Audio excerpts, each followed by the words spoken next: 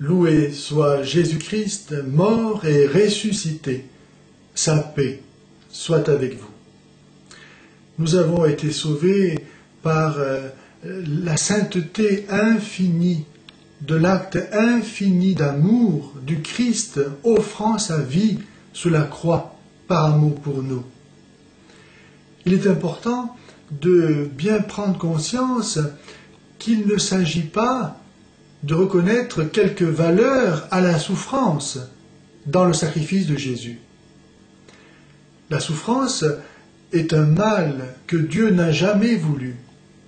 Et Jésus-Christ en a eu plus qu'aucun autre homme une répugnance qu'on ne pourra jamais mesurer, au point qu'il en a transpiré du sang à Gethsémani, lorsque la croix se présentait devant lui.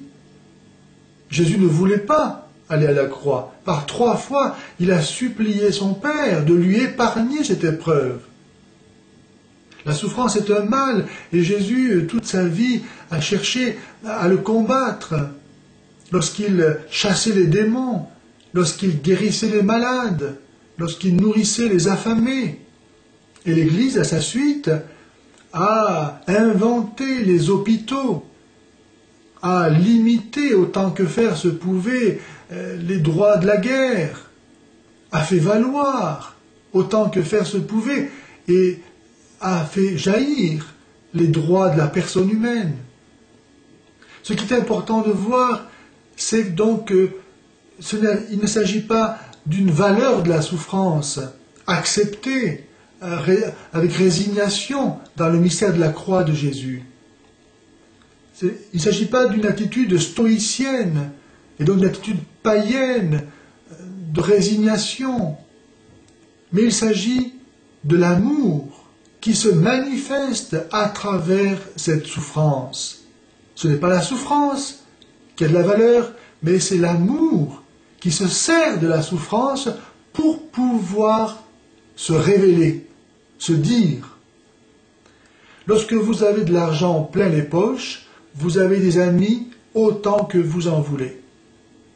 C'est le jour où vous allez être dans la misère que vous allez pouvoir découvrir quels sont vos vrais amis. Ce sont ceux qui vont se donner de la peine pour vous. Aimer quand tout va bien, c'est facile. Tout le monde peut en faire autant. Mais c'est le jour où ça ne va plus qu'il s'agit de faire la preuve de la vérité, de la force de son amour. En fait, l'amour ne rencontre jamais d'obstacles. C'est ce que Jésus nous a appris, c'est ce qu'il nous a révélé. Tout sert à aimer encore plus.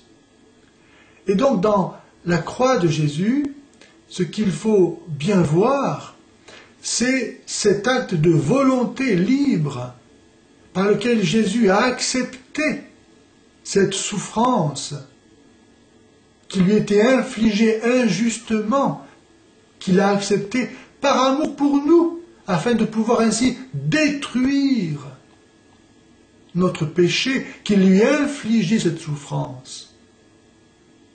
La croix est devenue le signe des chrétiens parce qu'elle est le signe de l'amour, plus fort que la haine, le signe de la vie, plus fort que la mort. Seul l'amour donne la force de porter la croix. Celui qui n'aime pas, lorsqu'il voit une croix sur son chemin, sur le chemin des commandements de Dieu, sur le chemin de la fidélité à sa conscience, à ses devoirs, lorsqu'il voit une croix, il change de chemin, ou il fait demi-tour. Mais celui qui aime, il prend la croix et il continue. Et c'est comme cela que la croix devient le signe de l'amour, car seul l'amour donne la force de porter la croix. Et c'est ce que Jésus nous a manifesté par sa propre croix, son amour. Et c'est cela qui a de la valeur aux yeux de Dieu. Plus la souffrance est grande, et plus l'amour qui offre cette souffrance est grand. C'est comme ça que les vieilles grand-mères de l'Empire soviétique, enfermées parce que croyantes dans les goulags, disaient, c'était leur mot d'ordre, « Plus c'est dur et mieux ça vaut. » Plus c'est dur et mieux ça vaut. Parce que ces souffrances que je hais, dont je ne veux pas, elles me donnent l'occasion, si je les accepte, de montrer la grandeur de mon amour. Et c'est cela qui a de la valeur aux yeux de Dieu. Et c'est cela qui nous a sauvés. Cet amour infini du Christ offert sur la croix.